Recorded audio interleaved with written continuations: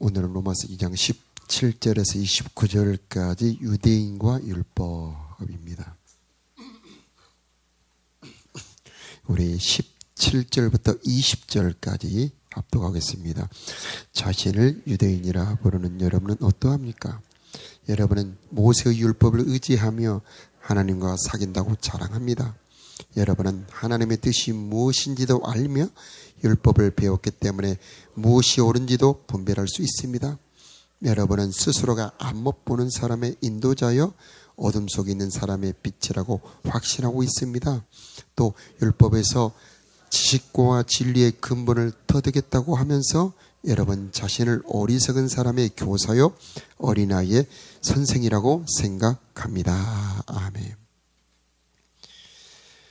복음이라는 선물은 회개하는 자들의 것입니다. 로마서는 정말 이 복음의 잔치입니다. 하나님의 복음이 이토록 보배로운지 구구절절 설명을 하고 있는데 누가 이 선물을 받을 수 있느냐? 회개하는 자들이 받습니다. 회개는 그릇을 준비하는 겁니다. 그래서 1장, 2장, 3장 계속 회개를 말씀하고 있는데 오늘 2장 후반부에서는 이 유대인들의 자랑인 율법과 할례를 책망을 합니다. 전에 받은 은혜가 새로운 은혜의 장애물이 됩니다. 유대인들이 그럽니다. 유대인들의 자랑, 자부심, 긍지는 이 율법을 가지고 있다는 것. 그들이 할례 받은 사람들이라고 하는 것. 그런데 이것은 3장 2, 3절에도 나옵니다만은 이 율법은 그들에게 있어서 범사에 유익이 많은 겁니다. 하나님의 선물입니다. 그 은혜가 확실합니다. 그런데 그 받았던 은혜가 지금 새로운 은혜, 이 복음을 받는데 장애가 되고 있습니다. 자, 왜 그렇습니까? 18절부터 20절까지 그들의 자부심에 대해서 말씀하고 있는데, 자, 21절부터 함께 읽어보도록 하겠습니다. 그러는 시작. 그러는 여러분이 다른 사람은 가르치면서 왜 여러분 자신은 가르치지 않습니까? 다른 사람에게는 도둑질하지 말라고 설교하면서 여러분 자신은 왜 도둑질합니까? 율법을 받았다고, 율법을 들었다고 의로운 것이 아니고 율법을 행하는 자라야 의롭다고 어제 말씀 13절에 말씀하지 않았습니까? 그들은 율법을 받았지만은, 받은 것을 자랑했지만은 그 받은 율법을 지키지 않은 겁니다. 다른 사람을 가르치면서 왜 여러분 자신을 안 가르칩니까? 다른 사람에게는 도둑질하지 말라고 설교하면서 여러분 자신은 왜 도둑질합니까? 우리 22절도 함께 읽으면 되시죠? 간음하지 말라고 말하면서 여러분은 왜 간음을 합니까?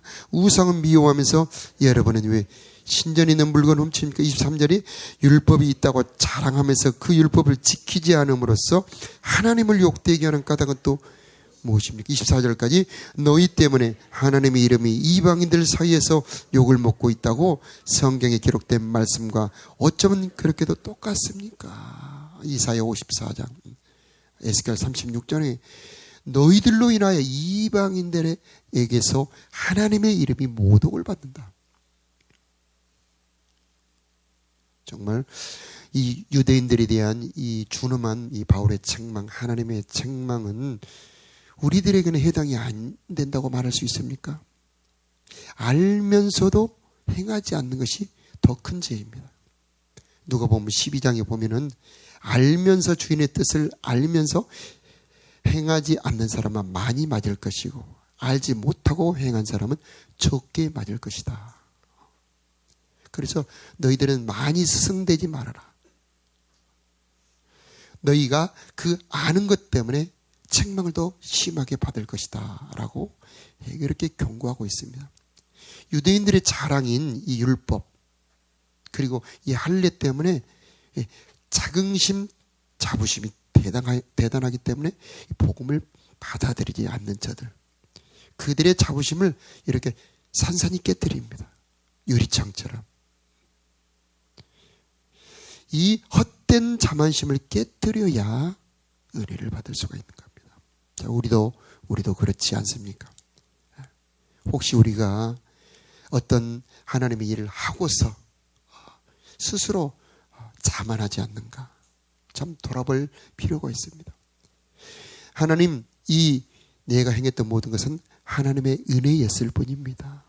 하나님, 내가 행했던 그 모든 것 자랑하지 않고 오직 겸손하게 엎드려 하나님의 은혜였다고 고백하는 내가 되기를 원합니다 하고 겸손의 자리로 내려앉을 때에 새로운 은혜가 솟아나게 되는 겁니다.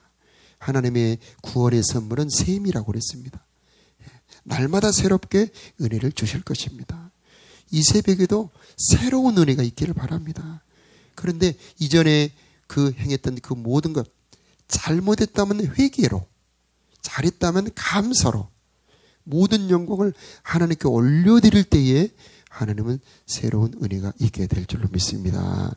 또 우리가 말씀을 받았다면 그 받은 말씀을 안다고 자랑할 것이 아니고 그 받은 말씀을 행할 때에, 지킬 때에 하나님은 그 모든 것을 기쁘게 받지 않겠습니까? 우리 음식물을, 이렇게 맛있는 음식물을 먹었는데 소화를 못 시키고 있다면 그게 얼마나 부담스럽겠습니까? 그와 같은 겁니다. 우리가 하나님의 말씀을 받고 듣고 알았다면 그것을 행할 때에 비로소 음식이 소화되는 것과 같습니다. 그래서 오늘 기도의 주제, 또 회개의 주제는 하나님, 내가 알고 있는 말씀 행치 못한 것이 있다면 발견하게 도와주시고 그것을 진심으로 회개하는 내가 되기를 원합니다. 그리고 그 내가 아는 말씀을 행할 수 있는 힘을 허락하여 주옵소서. 이게 오늘 기도의 주제가 되겠습니다. 24절에 우리가 봉독했습니다만 너희 때문에 하나님의 이름이 이방인들 사이에서 욕을 먹고 있습니다. 23절에도 똑같죠. 율법을 지키지 않으므로 하나님을 욕되게 하고 있습니다. 자, 이것은 정말 보통 심각한 문제가 아닐 수 없습니다.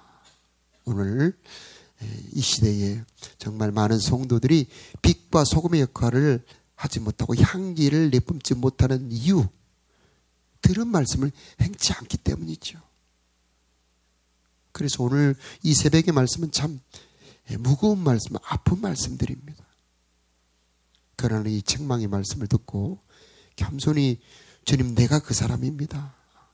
내가 알면서도 행치 못하는 죄인입니다. 이렇게 고백한다면 하나님께서는 그 모든 것을 받으시고 행할 수 있는 은혜를 새롭게 주실 줄로 믿습니다.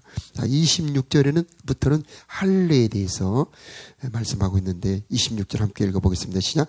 반대로 할례를 받지 않는 이방인이 율법이 명하는 내용들을 지키면 하나님께서는 그 사람을 할례를 받은 사람으로 여기지 않겠습니까?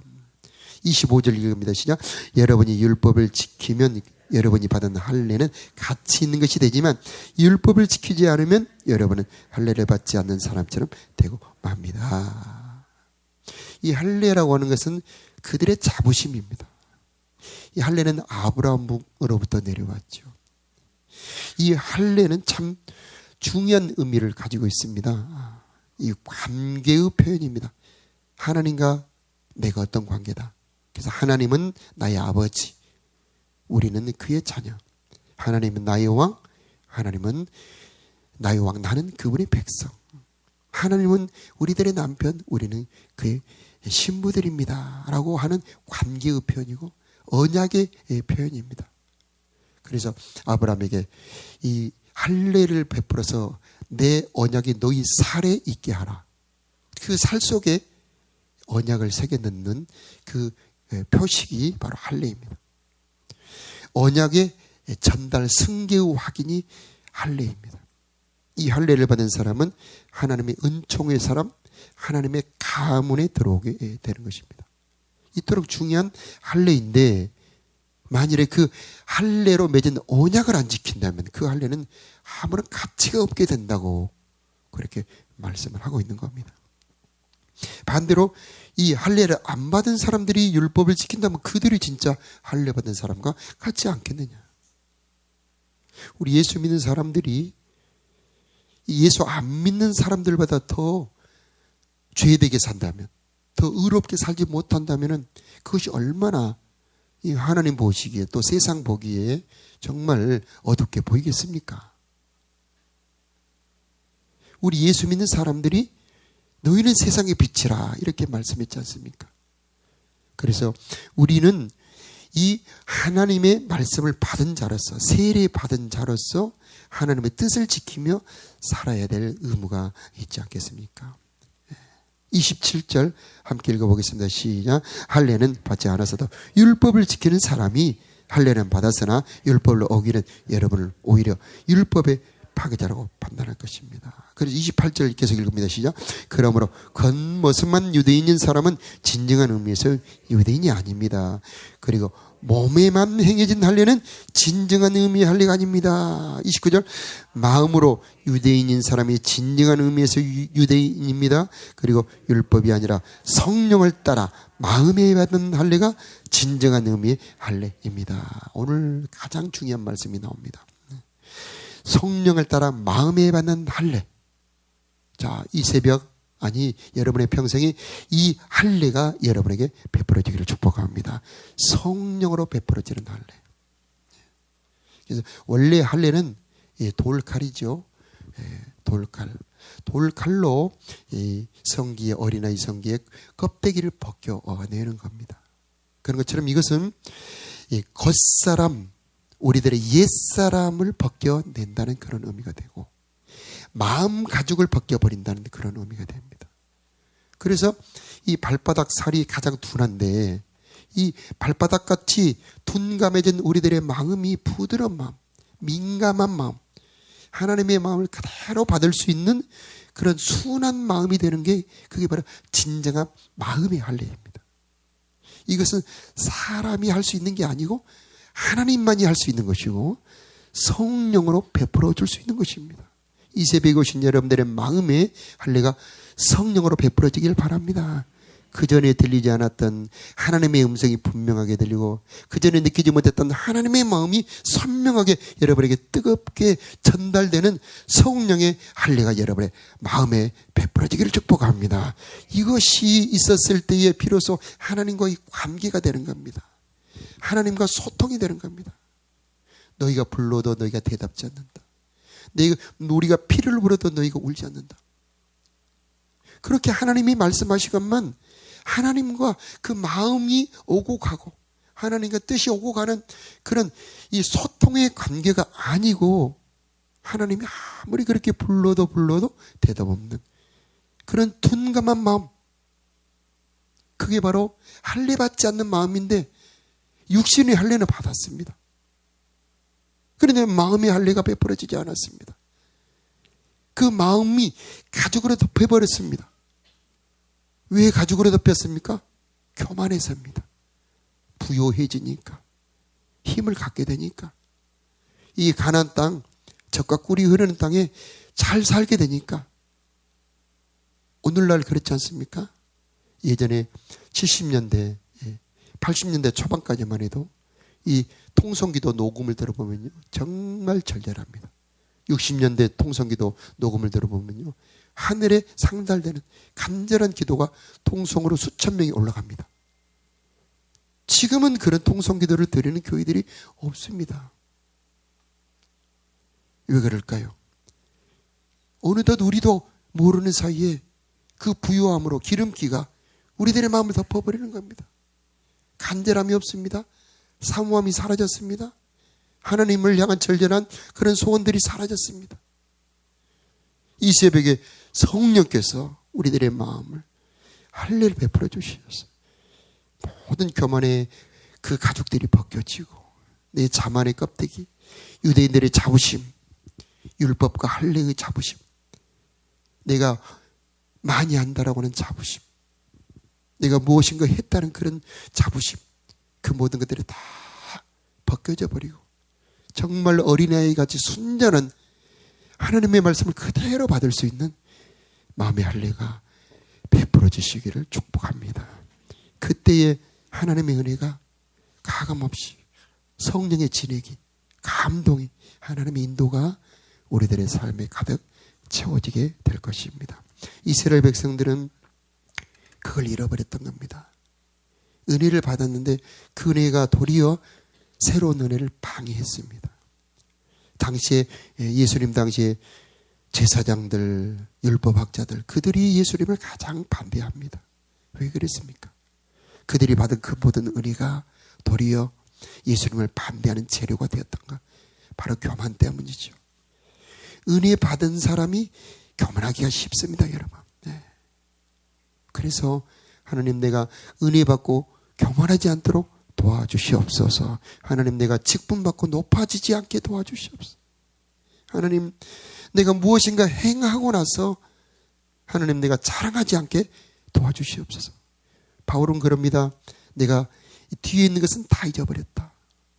인생 후반부에 내가 뒤에 있는 건 다 잊어버렸다. 다만 앞에 있는 것을 잡으려고 달려가노라. 잘했던 것이든 못했던 것이든 내가 이미 행했던 건 다 잊어버리고 다만 오늘 새롭게 주시는 그 사명을 향해, 오늘 새롭게 보여주시는 그 푯대를 향해 달려간다. 바로 마음의 할례가 베풀어진 자들에게 주시는 은혜이겠습니다. 자, 여러분, 진정한 의미의 유대인들은 마음의 할례가 베풀어져서 받은 말씀을 아멘으로 받고 순종하는 자들이 진정한 할례를 받은 사람들입니다. 칭찬은 사람에게서가 아니고 하나님께로부터 받습니다 라고 29절에 말씀하고 있습니다. 자, 여러분, 오늘 여러분의 마음에 진정한 성령의 할례가 베풀어져 여러분의 평생에 날마다 새 은혜가 내려오기를 예수 이름으로 축복합니다.